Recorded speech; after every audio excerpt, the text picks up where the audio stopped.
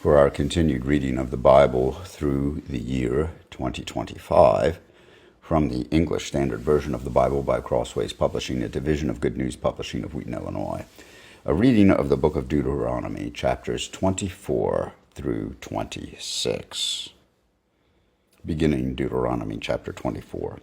When a man takes a wife and marries her, if then she finds no favor in his eyes because he has found some indecency in her, and he writes her a certificate of divorce and puts it in her hand and sends her out of his house, and she departs out of his house, and if she goes and becomes another man's wife, and the latter man hates her and writes her a certificate of divorce and puts it in her hand and sends her out of his house, or if the latter man dies, who took her to be his wife, then her former husband who sent her away may not take her again to be his wife after she has been defiled, for that is an abomination before the Lord, and you shall not bring sin upon the land that the Lord your God is giving you for an inheritance. When a man is newly married, he shall not go out with the army or be liable for any other public duty. He shall be free at home 1 year to be happy with his wife whom he has taken. No one shall take a mill or an upper millstone in pledge, for that would be taking a life in pledge. If a man is found stealing one of his brothers of the people of Israel, and if he treats him as a slave or sells him, then that thief shall die. You shall purge the evil from your midst. Take care in case of leprous disease to be very careful to do according to all that the Levitical priests shall direct you, as I commanded them, so you shall be careful to do. Remember what the Lord your God did to Miriam on the way as you came out of Egypt. When you make your neighbor a loan of any sort, you shall not go into his house to collect his pledge. You shall stand outside, and the man to whom you make the loan shall bring the pledge out to you. And if he is a poor man, you shall not sleep in his pledge. You shall restore to him the pledge as the sun sets, that he may sleep in his cloak and bless you, and it shall be righteousness for you before the Lord your God. You shall not oppress a hired worker who is poor and needy, whether he is one of your brothers or one of the sojourners who are in your land within your towns. You shall give him his wages on the same day before the sun sets, for he is poor and counts on it, lest he cry against you to the Lord, and you be guilty of sin. Fathers shall not be put to death because of their children, nor shall children be put to death because of their fathers. Each one shall be put to death for his own sin.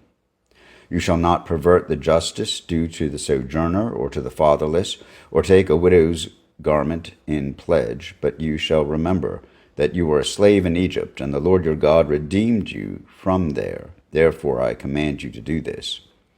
When you reap your harvest in your field, and forget a sheaf in the field, you shall not go back to get it. It shall be for the sojourner, the fatherless, and the widow, so that the Lord your God may bless you in all the work of your hands. When you beat your olive trees, you shall not go over them again. It shall be for the sojourner, the fatherless, and the widow. When you gather the grapes of your vineyard, you shall not strip it afterward. It shall be for the sojourner, the fatherless, and the widow. You shall remember that you were a slave in the land of Egypt. Therefore I command you to do this. If there is a dispute between men, and they come into court, and the judges decide between them, acquitting the innocent and condemning the guilty, then if the guilty man deserves to be beaten, the judge shall cause him to lie down and be beaten in his presence with a number of stripes in proportion to his offense. 40 stripes may be given him, but not more, lest if one should go on to beat him with more stripes than these, your brother be degraded in your sight. You shall not muzzle an ox when it is treading out the grain. If brothers dwell together, and one of them dies and has no son, the wife of the dead man shall not be married outside the family to a stranger. Her husband's brother shall go into her and take her as his wife, and perform the duty of a husband's brother to her. And the first son whom she bears shall succeed to the name of his dead brother, that his name may not be blotted out of Israel. And if the man does not wish to take his brother's wife, then his brother's wife shall go up to the gate to the elders and say, My husband's brother refuses to perpetuate his brother's name in Israel. He will not perform the duty of a husband's brother to me. Then the elders of his city shall call him to speak to him, and if he persists, saying, I do not wish to take her, then his brother's wife shall go up to him in the presence of the elders, and pull his sandal off his foot, and spit in his face, and she shall answer and say, So it shall be done to the man who does not build up his brother's house. And the name of his house shall be called in Israel, the house of him who had his sandal pulled off. When men fight with one another, and the wife of one draws near to rescue her husband from the hand of him who is beating him, and puts out her hand and seizes him by the private parts, then you shall cut off her hand. Your eye shall have no pity. You shall not have in your bag 2 kinds of weights, a large and a small. You shall not have in your house 2 kinds of measures, a large and a small. A full and fair weight you shall have, a full and fair measure you shall have, that your days may be long in the land that the Lord your God is giving you.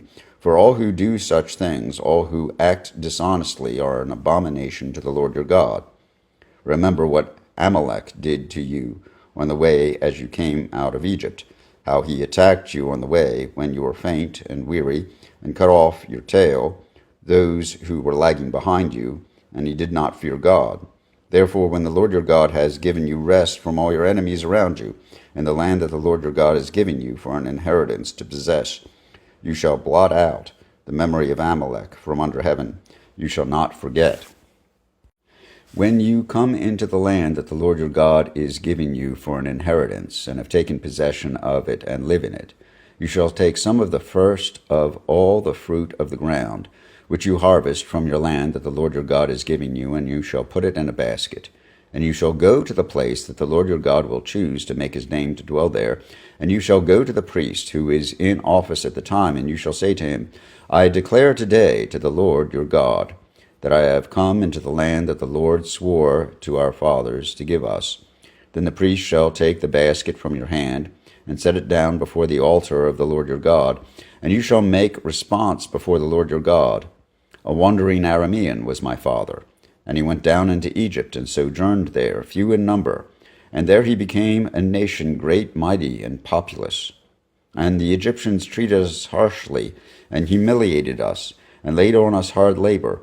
Then we cried to the Lord, the God of our fathers, and the Lord heard our voice, and saw our affliction, our toil, and our oppression. And the Lord brought us out of Egypt with a mighty hand and an outstretched arm, with great deeds of terror, with signs and wonders. And he brought us into this place, and gave us this land, a land flowing with milk and honey. And behold, now I bring the first fruit of the ground, which you, O Lord, have given me. And you shall set it down before the Lord your God, and worship before the Lord your God. And you shall rejoice in all the good that the Lord your God has given to you, and to your house, you and the Levite and the sojourner who is among you.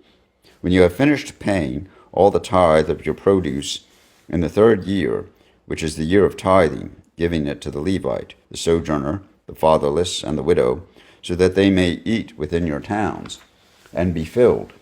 Then you shall say before the Lord your God, I have removed the sacred portion out of my house, and moreover I have given it to the Levite, the sojourner, the fatherless, and the widow, according to all your commandment that you have commanded me. I have not transgressed any of your commandments, nor have I forgotten them. I have not eaten of the tithe while I was mourning, or removed any of it while I was unclean, or offered any of it to the dead. I have obeyed the voice of the Lord my God. I have done according to all that you have commanded me. Look down from your holy habitation from heaven, and bless your people Israel, and the ground that you have given us, as you swore to our fathers, a land flowing with milk and honey. This day the Lord your God commands you to do these statutes and rules. You shall therefore be careful to do them, with all your heart and with all your soul. You have declared today that the Lord is your God, and that you will walk in his ways, and keep his statutes and his commandments and his rules, and will obey his voice. And the Lord has declared today that you are a people for his treasured possession, as he has promised you, and that you are to keep all his commandments, and that he will set you in praise and in fame and in honor high above all nations that he has made, and that you shall be a people holy to the Lord your God, as he promised. Here ends the reading of the book of Deuteronomy, chapters 24 through 26 in the English Standard Version of the Bible by Crossways Publishing, a division of Good News Publishing of Wheaton, Illinois.